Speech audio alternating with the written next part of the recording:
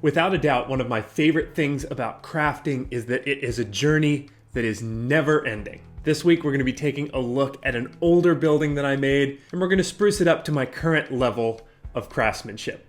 And I'm really excited about it.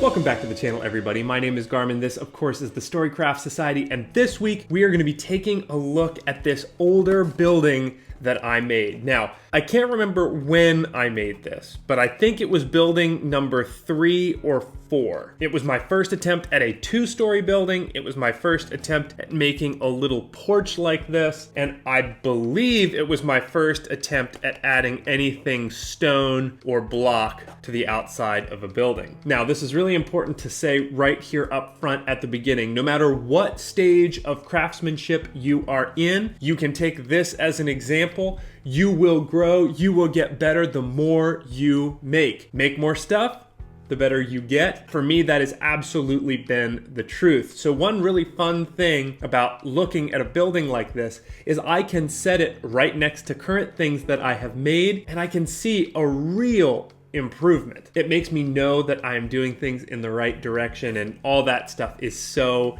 absolutely heartwarming. But it doesn't stop me from looking at this on the shelf and wishing that it just looked a little bit better. So what we're going to be doing this week is we're going to be taking this older building. We're going to see what we can do. I have some ideas, but we're just going to go step by step, take this thing up, hopefully a few notches in quality. Now, the first thing that I want to try and tackle with this building is the fact that it doesn't have any windows. One thing that I did with almost all of my early buildings is I made them with no windows. They had a door, very simple outsides, because at that point, I hadn't figured out how to make windows yet. So the way that I would like to tackle this is by making up some window frames that I can then cut out of the foam of this building and then drop those in place. I'm going to take craft sticks. Then once I have all of the craft sticks all cut up, then I'm going to paint them with a dark brown contrast paint. This is going to let all of that paint soak down into the wood and give me a nice finish on the wood. Lastly, I'm going to glue them all together, including gluing the window frame in. And once I have that done, the very last step is I will take a piece of paper, I'm going to paint that black, and then I'm going to glue all of the windows down to it. Once that dries, then I'm going to cut it out and I will have each individual freestanding window frame.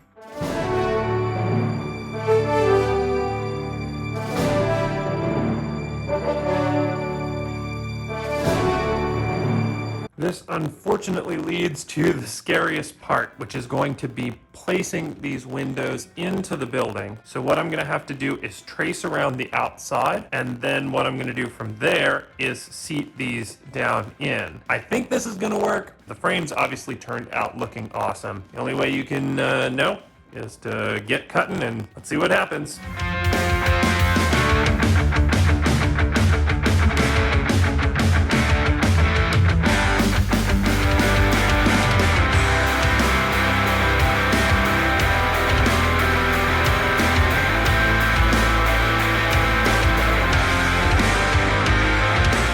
Check this thing out. I mean, I knew that adding windows was going to be something that spruced the outside up a lot, but honestly, I didn't expect it to make it look this much better. I mean, just such...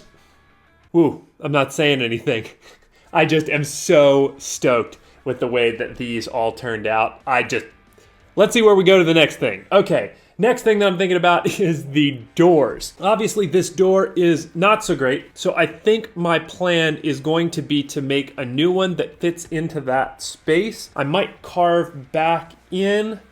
I'm not sure yet, but I'm going to play with that, and then I will check back in with y'all when I figure out exactly what I'm going to do. So the plan for the door went as follows. I started by cutting a hole out where the other door was. Actually, the way that I glued that door in, I couldn't just peel it off without chancing ripping something else. So I just used my X-Acto knife and went in and carefully cut around it to make a hole. And then I used foam core to measure out the exact right size and started crafting a replacement door. The way that I did this was I cut planks into the door. I used a plastic wire brush to texture the front to look like wood. Then I pulled out my cardstock and I cut that up to make the iron banding that would go across the outside of the door. To fully complete the sculpt, I used a piece of cardstock, some string, and a little eyelet to make handles for both of the doors. I'm going to be putting one in the front and one in the back. And then the sculpt of the door, at least, was finished. I threw a coat of Mod Podge over the whole thing to make sure that it was nice and sturdy. As far as the paint job is concerned, I used a bunch of different browns, grays, and tans to get the nice aged wood look for the wood planks, and then I used just a flat black on the iron banding as well as a silver metallic paint to make all of the rivets into the door. With that done, it was just time to glue it in, and again, when we're talking about improvements that are being made on a project like this is just a big one because that cool door draws the eye into it. Major improvement. The next thing that I'm going to do is I'm going to cut up a whole bunch of timbers. This is going to help the outside of the building a lot. When I was starting out early on, I don't think I had the attention span to put all of the timbers that really makes a piece like this pop onto the piece. So I'm glad to now take the time and start gluing those all across the piece. And once I get that done, I'll check back in with you. So I took some time and I made sure to glue out all of the timbers that go onto the piece. I tried not to go too over the top with this because I didn't want to overwhelm the already sort of simplistic piece that I already had. I will say that once I got them on, it just made an absolute world of improvement. Once I had those all glued on, then I took some Blackmagic Craft base coat and I put that all over the timbers to get them both strengthened up and blacked out. And then I did my entire paint scheme as young crafter Garmin did on these, which was just to take a burnt umber, water it down a little bit, and put it all over the wood spots. Okay, we have a problem, and I'm gonna explain it right now. Hold on. Here's the problem. Look outside. It's heckin' gorgeous outside. I'm gonna do something about that. I'm gonna stay out here and do this for a really long time, but you all only get one. All right, I'm gonna try to throw it in.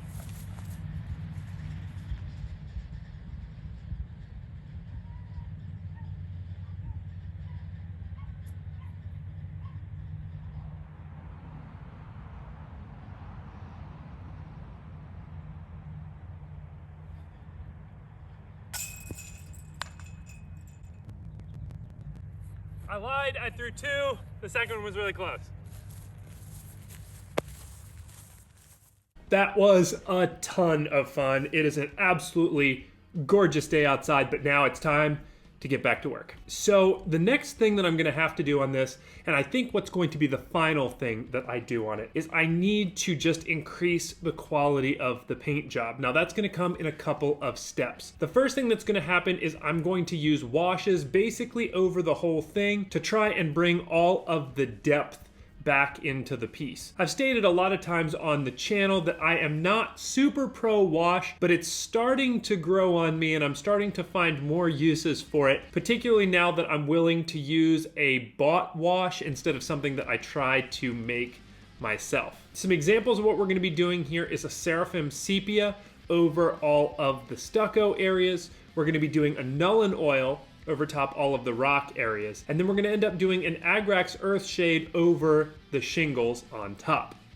As I put the final layers of paint on this thing, I still can't believe the amount of ground that I covered just in a couple of hours of crafting. This is one of those things where I took an old project that had sentimental value as being something that I really enjoyed making early in my crafting. And now I've made it something that feels, I don't want to say timeless, but it certainly feels like something that will sit on my table next to my other pieces and feel like just as quality of a piece. And that growth is, I think, one of the things that just made me fall in love with crafting in the first place. Looking back at what this looked like literally this morning. I'm so pleased and proud, and I'm sure I could have come up with 1,000 other things that I could have done to it to maybe take it up that next level, but who knows, maybe that's for a future video. Thank you so much for watching. If you enjoyed this content, definitely leave me a like down below. Subscribe if you haven't, and ring that notification bell if you want to know when our videos go live every week, or if you don't, they go up Thursday Eastern Standard Time at noon. The number one way that you can help a small YouTube channel out, though, is to share this video with a friend that you think would enjoy it. Spread the word of the Storycraft Society. Each member we get, I just